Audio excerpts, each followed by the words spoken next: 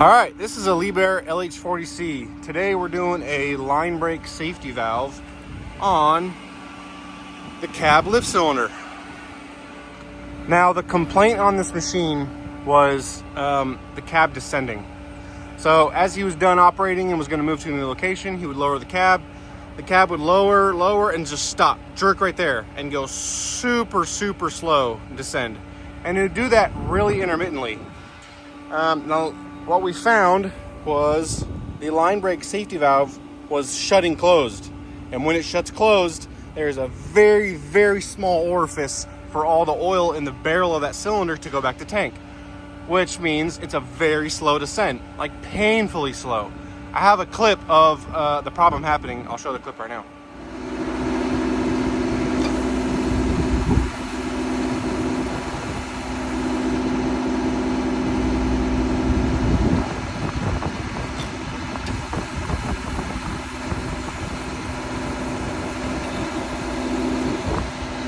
So you can see in the video, it's descending normally, and then you hear a click, and it goes down very slow. And then he raises the cab once more, tries to descend, going normally, click, very slow.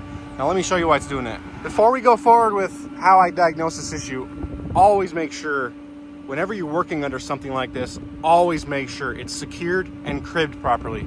Here you can see I've got my crane holding, but my crane also is a possible failure.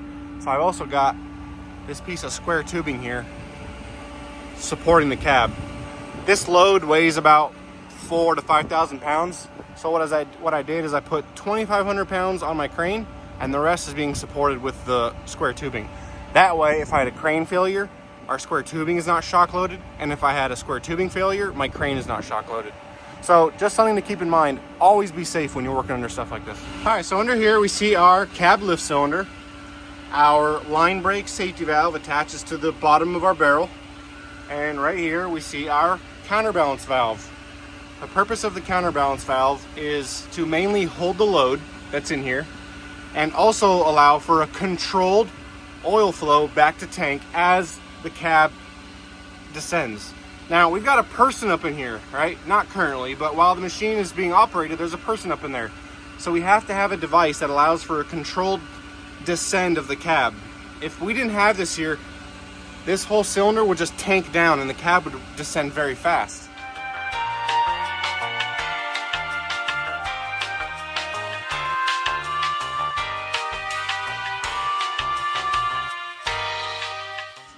There's also a secondary protection system, and it's this line brake safety valve. In here is a check valve that allows flow to pass through this check valve, go onto our counterbalance valve, and go back to tank. Now, if there was a line rupture or there was a problem with the counterbalance valve, this check valve in here would close. Once this closes, there is a very small orifice that only allows a little bit of oil to escape the barrel of our cylinder. That small orifice allows for an even more controlled descend or retraction of this piston.